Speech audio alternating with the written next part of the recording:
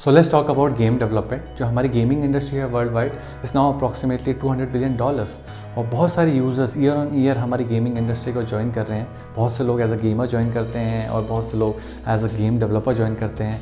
So in this video I will share few tips with you that how you can start your career as a game developer, and I am sure this is gonna be helpful for you.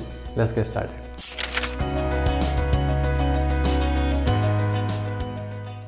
So starting with point number 1, start playing games. जी हाँ, तो सबसे पहले आपको अपने आप को comfortable करना है गेम्स खेलने के लिए। तो अगर आपने कभी पहले गेम नहीं खेला, so don't get demotivated, you can start now. End game खेलना इसलिए ज़रूरी है सो दैट इन फ्यूचर जब आप अपनी गेम की प्लानिंग कर रहे हैं, जैसा गेम आप बनाना चाहते हैं, so you can actually relate to it. So when you regularly play games, आपकी जो गेम डिज़ाइनिंग स्किल सेट है वो रेगुलरली इंप्रूव होने लगती है। आपको गेम के जॉनर समझ में आने लगते हैं। There are lots of types of game. First person shooter and third person shooter में डिफरेंस क्या होता है, स्ट्रैटेजी गेम्स क्या होती है, रेसिंग गेम्स क्या होती हैं, मासिव मल्टीप्लेयर गेम्स क्या होती हैं, ये सब आपको समझ में आने लगता है। आपको गेम्स का एनवायरनमेंट समझ में आने लगता है, स्टोरी समझ में आने लगती है। You start getting connected to the game. In future कभी आप खुद का कोई गेम प्लान कर रहे हैं तो आपको एक समझ आने लग जाती है, आपको एक एक्सपीरियंस आने लग जाता है how to plan your game. आपको कैसे टाइप का एनवायरनमेंट सेटअप करना है, कैसे टाइप की लाइटिंग सेटअप करनी है, कौन से ग्राफिक्स लगाने हैं, whether you want to go with 3D, 2D, 2.5D। You start getting that experience and understanding. जिन सब टॉपिक के बारे में मैंने अभी तक बात करी, ये गेम डिज़ाइनिंग स्किल्स होती हैं। So whether you are an artist और you are developers, you should have some basic game designing skills and try to play games for different platforms like console, PC, mobile phone। and जिस platform के लिए आप target कर रहे हैं games बनाने के लिए, उस प्लेटफॉर्म पे आप डेफिनेटली ज़्यादा गेम्स खेल सकते हैं। डिफरेंट प्लेटफॉर्म में गेम खेलने से आपको एक बेसिक अंडरस्टैंडिंग आती है। डिफरेंट प्लेटफॉर्म्स में जब गेम डेवलप होता है उसमें क्या क्या डिफरेंसेस होते हैं, कौन से प्लेटफॉर्म में किस लेवल की ग्राफिक्स, फिजिक्स, ये सब चीज़ें इम्प्लीमेंट की जा सकती हैं। So you start getting an understanding of all this, और आपको जब ये सब एक्सपीरियंस हो जाता है तो आपको खुद का गेम प्लान करना बहुत ईजी हो जाता है और बहुत सिंप्लीफाइड हो जाता है। So moving on two point number 2, I think is quite obvious. कोई सा भी गेम होता है उसके 2 मेन पॉइंट्स होते हैं, one is graphics and one is programming. So जितना भी हम स्क्रीन में देखते हैं, जो विजुअलाइजेशन देखते हैं, that is a part of graphics. And जितना भी हम एक्शन देखते हैं like objects moving in the screen, that is due to programming. So when we talk about graphics, I would recommend you first finalize whether you want to create a 3D game or a 2D game. For a beginner, मैं suggest नहीं करूँगा कि आप एक 3D और 2D का mixture बनाएं, यानी कि एक 2.5D गेम बनाएं, बिकॉज इस केस में एज अ बिगिनर आपको बहुत सारे टूल्स एक साथ सीखने पड़ सकते हैं, which can be a nightmare. I would say start completely with 3D और completely with 2D, so that you have less tools to learn in the beginning. So once you have experience of creating 2 or 3 games, उसके बाद आप 3D, 2D एक साथ utilise करके एक 2.5D game बना सकते हैं। Okay, so when we talk about 3D, there are lots of options, lots of tools. I would recommend Blender. Okay, इसके अलावा जो दूसरे ऑप्शन हैं वो हैं Autodesk 3ds Max और Autodesk Maya. But they both are actually paid, and Blender is actually completely free. Most of the indie developers around the world, they actually use Blender. 3ds Max and Maya काफ़ी heavy softwares हैं, so you might need a very high performance machine for that. Blender काफ़ी light weight है, so you can run on a low budget PC as well. And Blender में आप almost सब कुछ कर सकते हैं जो आप अदर सॉफ्टवेयर्स में कर सकते हैं। इनफैक्ट Blender की कम्युनिटी बहुत बड़ी है, so कभी भी आप Blender में किसी सिचुएशन में फंसते हैं, so you will get lots of resources online which can help you to solve your problem. So जो भी 3D सॉफ्टवेयर्स आप यूज़ कर रहे हैं, make sure you are learning these topics. Modelling, यानी कि जितना भी आपका 3D एनवायरनमेंट है उसमें जो अलग अलग 3D एलिमेंट्स हैं उसके मॉडल आपको बनाने हैं, right. Then comes the character preparation. Character preparation slightly lengthy process, जिसमें आपको पहले कैरेक्टर का 3D मॉडल बनाना है, then you have to create a rig, you have to skin the character, then you have to animate the character. So I can cover all these topics in this video because it is actually out of the scope of this video, and अगर मैं सारे cover करता हूँ तो video बहुत ज़्यादा lengthy हो जाएगी। So now we will move on to the 2D software. So 2D में जो पॉपुलर सॉफ्टवेयर्स हैं, they are Adobe Photoshop and then you have Adobe Illustrator। Adobe Photoshop का एक अच्छा ऑल्टरनेटिव है, that is GIMP. So GIMP is free, Adobe Photoshop and Illustrator, they are actually paid. So in 2D also you need to understand how to set up your environment, how to create your characters, how to create your levels and how to set up your lighting. Okay, and 2D में जब भी हम animation करते हैं, usually there are 2 types of animation. One is a sprite animation and one is a bone animation. So sprite animation जो होती है वो यूजुअली हम फोटोशॉप, इलस्ट्रेटर या फिर गेम में इजीली कर सकते हैं। एंड जब हम बोन एनिमेशन करते हैं तो उसके लिए जो पॉपुलर सॉफ्टवेयर है they are like spine 2D।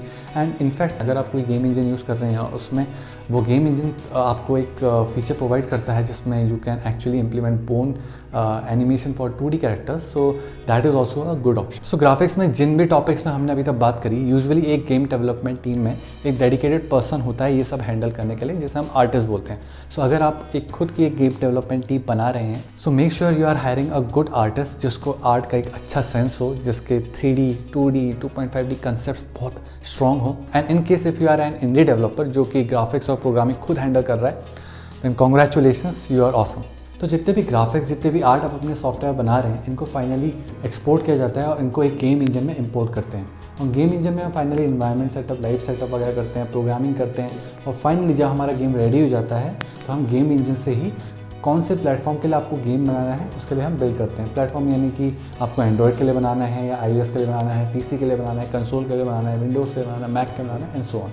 So let's move on to the next topic, which programming language you should use. Okay, see honestly ये डिपेंड करता है कौन सा गेम इंजन आप यूज़ कर रहे हैं, और कौन सा गेम इंजन आप यूज़ कर रहे हैं वो डिपेंड करता है आप किस टाइप का गेम बना रहे हैं। बहुत सारे गेम इंजन अवेलेबल है मार्केट में, like construct 2, Cocos 2D, Godot, Unity, Unreal, Cry engine, Lumberyard, we have lots of options. So अलग अलग गेम इंजन में अलग अलग प्रोग्रामिंग लैंग्वेज यूज़ होती है। See it actually depends which game engine you are using. If you consider my recommendation for a beginner, I will definitely recommend Unity, because Unity में आप कोई सा भी गेम बना सकते हो। आप 2D, 3D, 2.5D ईजिली बना सकते हो।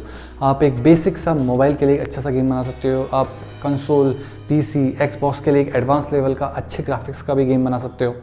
यूनिटी का जो यूज़र इंटरफेस है वो काफ़ी यूज़र फ्रेंडली है, जो कम्युनिटी है काफ़ी वास्ट और एक्टिव है, जो लर्निंग रिसोर्सेज हैं, ट्यूटोरियल्स हैं, वो आपको बहुत ज़्यादा मिल जाते हैं। इनफैक्ट जो इंडी डेवलपर्स है उसमें एक दूसरा गेम इंजन भी काफ़ी पॉपुलर है, that is Unreal, but I won't recommend Unreal to you if you are a beginner, क्योंकि अनरियल एक्चुअली काफ़ी हैवी है और अनरियल मोबाइल गेमिंग के लिए उतना ज़्यादा पॉपुलर भी नहीं है। It's more popular for PC and consoles. So Unity में C# में प्रोग्रामिंग होती है और अनरियल में C++। Okay, so irrespective of which game engine you are using, make sure आपकी जो प्रोग्रामिंग स्किल्स हैं वो एटलीस्ट आपको एक बेसिक लेवल का प्रोग्रामिंग नॉलेज ज़रूर चाहिए। बिना प्रोग्रामिंग के it's very difficult to start game development right away. Basic data structures and algorithms का अगर नॉलेज है, it will be really helpful for you. जब आप गेम प्रोग्रामिंग स्टार्ट कर रहे हैं तो आपको साथ साथ में 3D मैथ्स की भी प्रैक्टिस करनी है, like linear algebra, vectors, quaternions. Make sure you revise all these concepts.